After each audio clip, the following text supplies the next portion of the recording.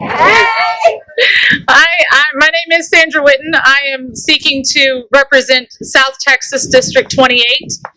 I'm up here today because I've been going around the state for the last year and a half reminding Texans that we're all one big neighborhood.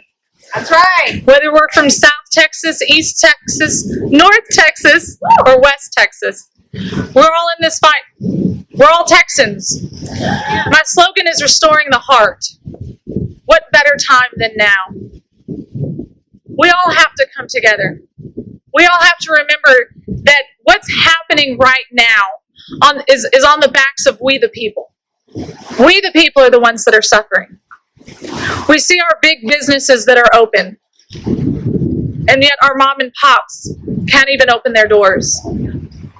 We see where our neighbors are suffering because they can't get to their government handout.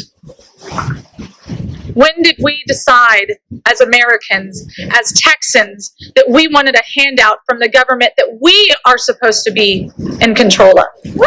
Right. Yeah. This week in my town of Laredo, I was speaking to one of my supporters, and she said, "Mrs. Whitten, here's the problem.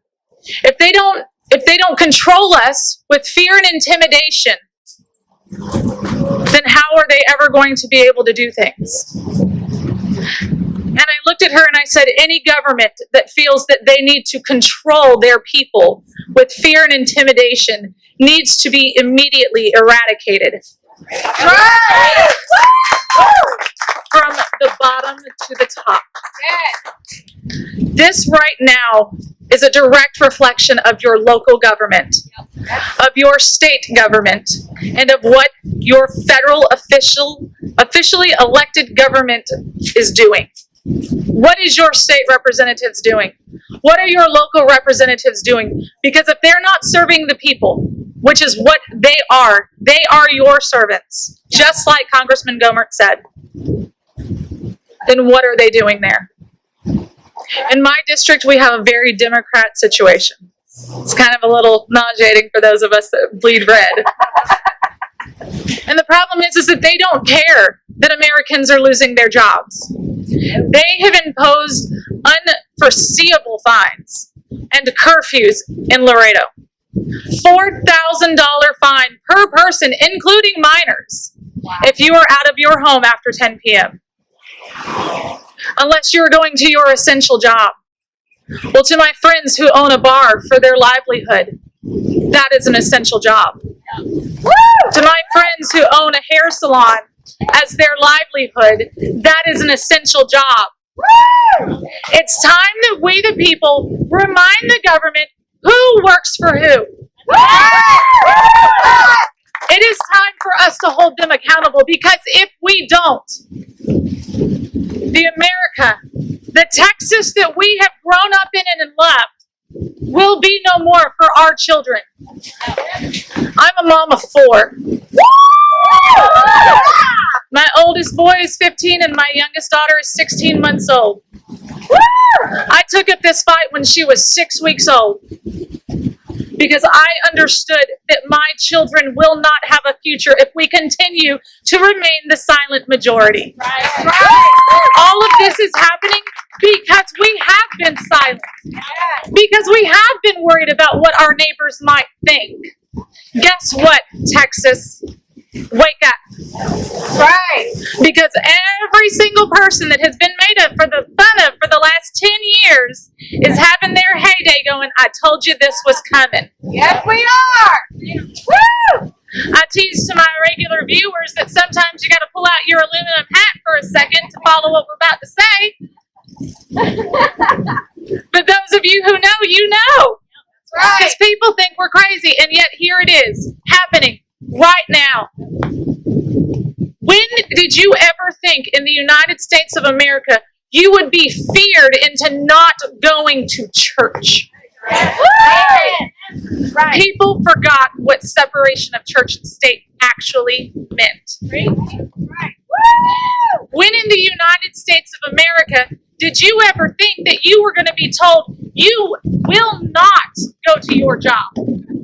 You will sit home and you will wait for your government check. That is not not the America that we know. To our frontline workers, we thank you so much for what you have done. For every single family that has lost a life, a loved one, our condolences. We're not taking the virus as a joke. But we are not a nation that lives in fear. No, we're not. Woo! Every single one of you that is here today is a testament of that.